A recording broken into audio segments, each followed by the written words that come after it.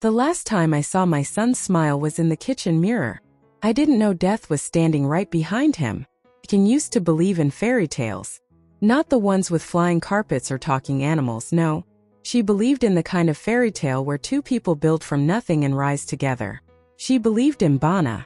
And in Rudia City, they were the couple everyone admired. The small shop owners who had turned their fruit stall into a full-blown catering company. The pair who prayed together, fasted together, and hustled in the scorching sun, just for rent and rice. She still remembers their tiny one-bedroom house with broken windows. How Bana would surprise her with groundnuts wrapped in newspaper because he couldn't afford flowers. How they used to kneel by the bedside every Friday, lifting their dreams to the sky. Their prayers were simple. God, just help us eat tomorrow. Help us build something that lasts. They didn't even own a gas cooker then. Just a 3-stone fire outside. She would cook while Bana fanned the flames with an old Bible cover, the only thing that never got burnt. Life was hard, but their love was soft. Sweet. Beautiful. Their breakthrough came one rainy day. A rich client ordered food for 50 people at the last minute. Everyone else had turned it down, but Bana accepted without blinking. Ken cooked like her life depended on it, and maybe it did. She used banana leaves, old recipes from her grandmother, and served with a smile that made people ask for more. That day changed everything. The client was a governor's assistant.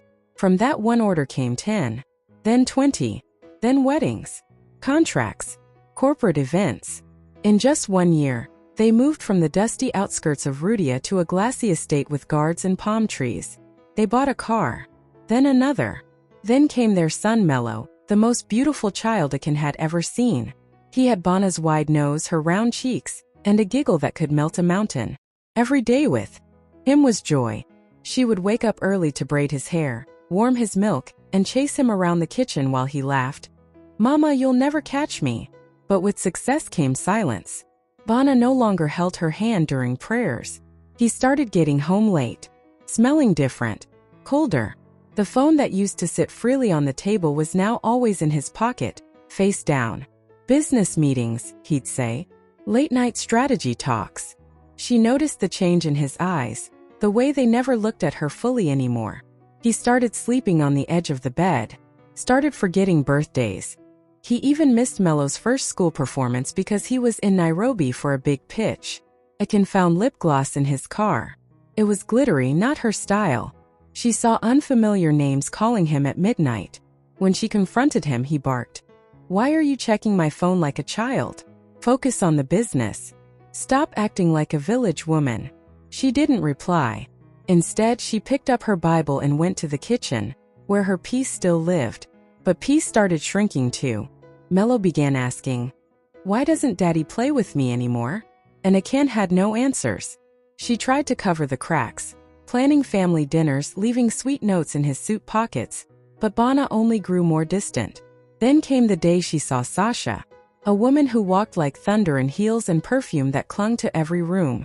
She was at one of their catering events, standing too close to Bana, whispering and laughing like they shared secrets Ken couldn't hear. That night, Bana didn't come home. She called him 17 times. No answer. At 2 a.m., she sat by the window holding Mello's toy train, praying, God, whatever this is, heal it. Please don't let our home crumble after all this. But sometimes prayers come with silence. The next morning, Bana returned wearing the same clothes as yesterday. He didn't explain. He didn't speak. Just walked past her and went to shower. Ken wiped her tears and forced a smile for Mello.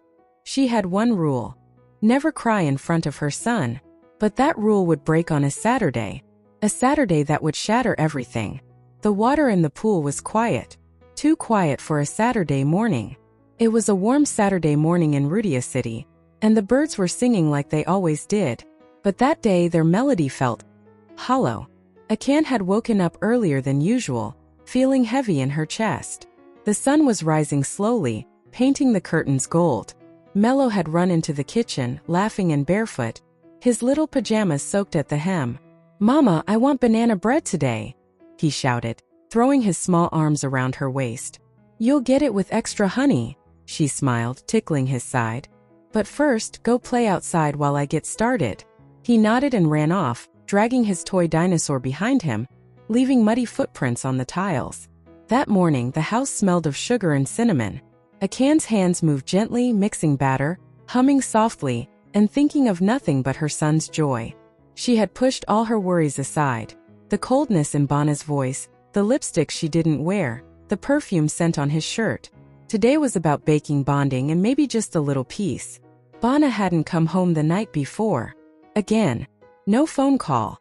No text. Just silence. She had sent him a message. Mello misses you. He asked me if you still love him. Please come home. The message was delivered but never read. Still, she had learned not to cry on days like this. She focused on being a good mother, even if her marriage was falling apart like burnt bread. As she placed the banana bread into the oven, she glanced at the clock. 9:48 a.m. Mello, she called out, drying her hands on a towel. No response. Mello, she called again, this time walking towards the open back door. The sun was brighter now. The garden looked peaceful. Too peaceful. Akan's steps quickened as she scanned the compound. The toy dinosaur was lying at the edge of the swimming pool. Alone. Soaking wet. Mello, her voice cracked. She rushed to the pool. And there he was. Floating. Lifeless. Face down. Akan's scream pierced the sky. A scream so loud that birds scattered from the trees. She jumped into the pool without thinking, her apron still tied around her waist, her scarf flying off.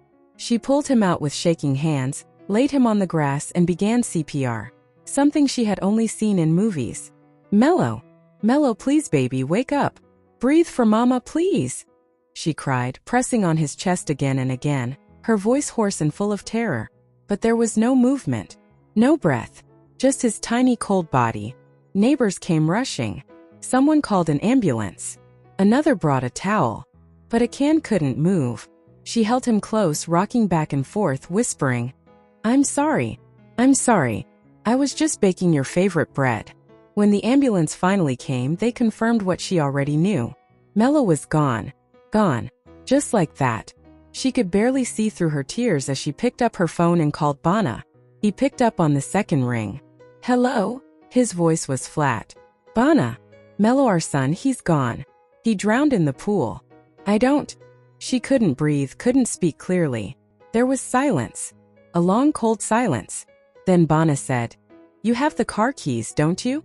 Take him where dead people are stored. And just before he hung up, she heard something else. A woman laughing in the background. Sasha. And then the phone cut off. Akan stood there, shaking, the phone pressed to her chest. Her whole world had crumbled in seconds. Neighbors tried to console her, but she could barely hear them. She bundled her son's body gently in a blanket, kissed his forehead, and placed him in the car. Her hands were trembling so badly she could barely fit the key in the ignition. She drove to the city morgue, her eyes red and swollen, her voice gone. At the gate, the staff hesitated. Madam, you are alone? She nodded slowly. Morgues are not for mothers, one whispered to another, watching her carry her son's body in her arms like a sleeping child. They took him away. Just like that. She collapsed in the waiting room, holding onto the toy dinosaur. And as if that wasn't enough, later that day, a post appeared on Sasha's social media.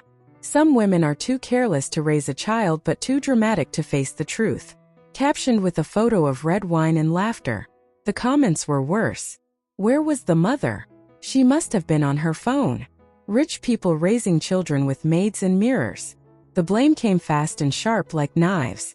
Even Bana reposted it with a sad emoji and the caption, Sometimes the ones closest to you do the unthinkable. Akan sat in her kitchen that night, completely numb. The banana bread still sat on the counter. Cold. Untouched. She didn't even cry. There was nothing left to cry with. Just silence. And grief. And shame. They lowered Mello into the ground, but my heart stayed inside that tiny coffin. The night before Mello's burial, Akan sat on the cold kitchen floor, staring at the untouched banana bread. The same loaf she had baked the morning he died. It had started to harden, just like her heart. She hadn't slept in 2 days. She couldn't. Every time she closed her eyes, she saw his small body, floating lifeless, blue lips, empty eyes.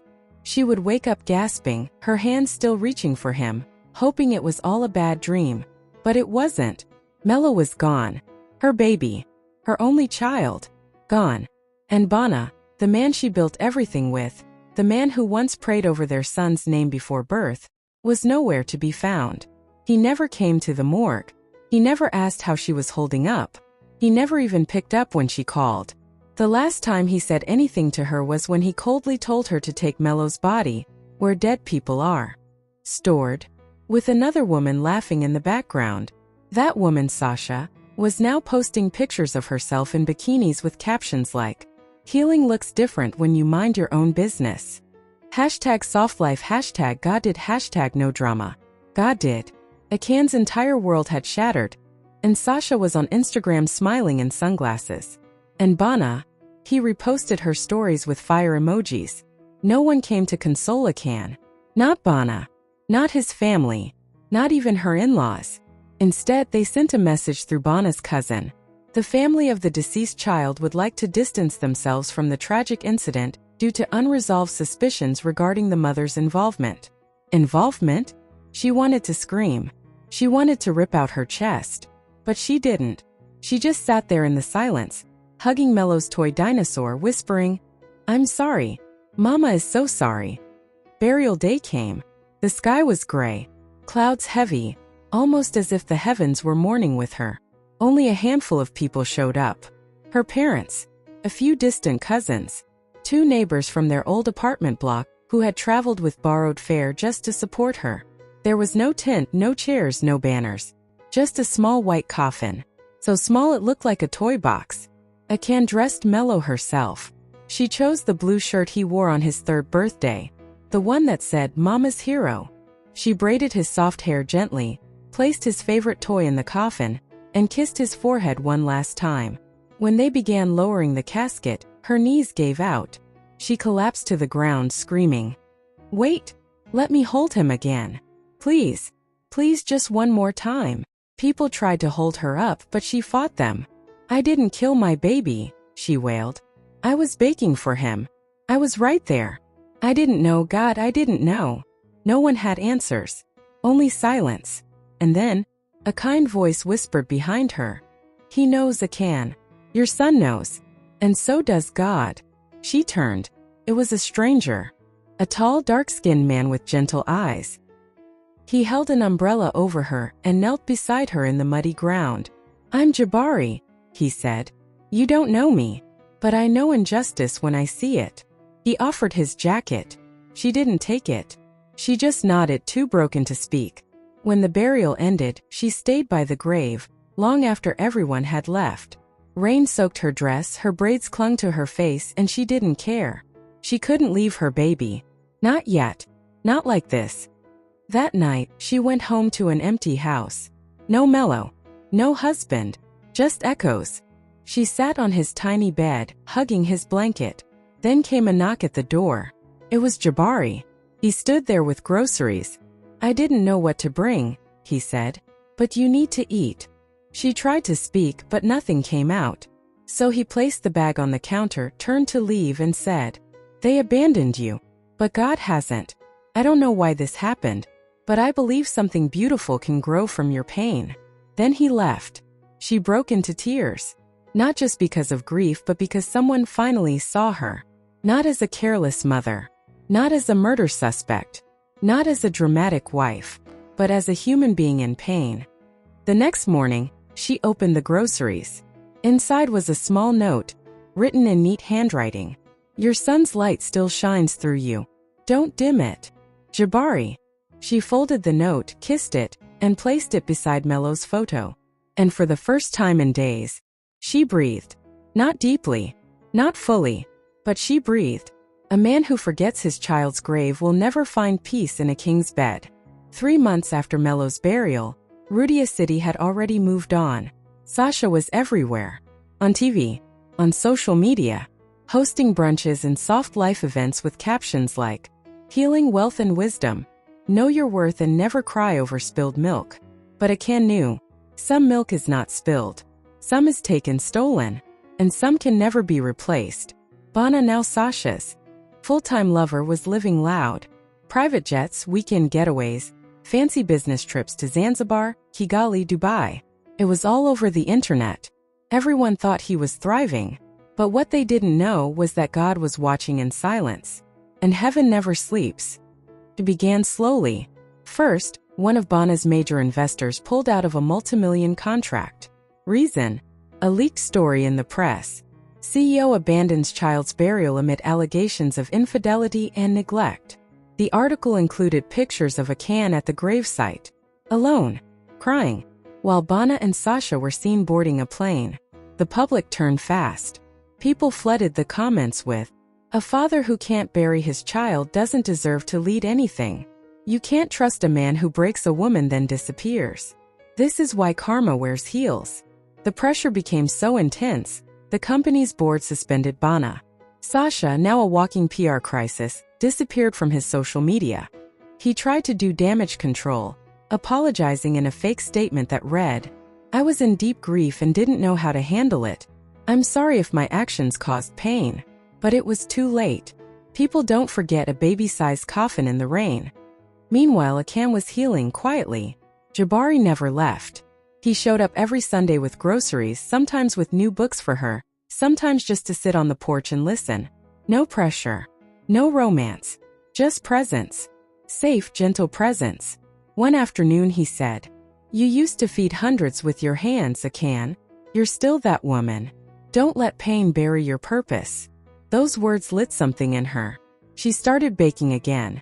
Slowly. Quietly. One neighbor ordered. Then two. Then a small cafe asked for samples. Before she knew it, she had 10 loyal clients and a new name. Mello's Kitchen, made with love and light. People began sharing her story online. One tweet went viral. From pain to purpose. A woman who lost her son was blamed. Abandoned, but rose again with flour and fire. Orders tripled. One of the cafe owners offered her a small space to run her own bakery. She accepted. On opening day, Jabari stood beside her, wearing a white shirt and the biggest smile. Her parents were there too, proudly watching their daughter rise again. She cut the ribbon with trembling hands, whispered a prayer, and said, "This isn't just a bakery. It's proof that broken things can still rise." And Bana? He hit rock bottom. More deals crumbled. More investors withdrew. Sasha left him, posting a cryptic message. Never build your life with a man who left his own blood in the mud. He tried to call Akan. She didn't pick. He tried to show up at Mello's grave, but was chased away by locals who recognized him. He tried to visit her bakery, but saw Jabari opening the door for her with a warm smile, their eyes locked like two people who had truly seen each other's pain. He stood there watching from the car, broken, lost, empty. This was a man who had once sat on a throne of contracts and champagne. Now, not even his shadow followed him with pride. 1 month later, Akan stood at a charity event. She was being awarded by Rudia Women's Foundation for her resilience and strength. When she went on stage, she held the mic, looked into the crowd, and said, "I lost my son. I lost my husband. I lost my name. But I didn't lose my faith. I thought grief would bury me, but it planted me. Today I rise, not because I'm strong, but because I am loved by a God who turns ashes into beauty." And to every woman in this room who was blamed, shamed, abandoned, this is your sign. You will rise too. Asterisk. The crowd stood up, clapping with tears in their eyes. She stepped down and Jabari held her hand tightly. She looked up at the sky, whispered, "Thank you, Mello. Your light didn't die. It lives in me." Hello besties, this story teaches that no pain is wasted in God's hands. Even when betrayal breaks you, grief buries you, and the world blames you, your healing, strength, and quiet rise will speak louder than any lie. Thank you so much for watching. Kindly like, subscribe, and share.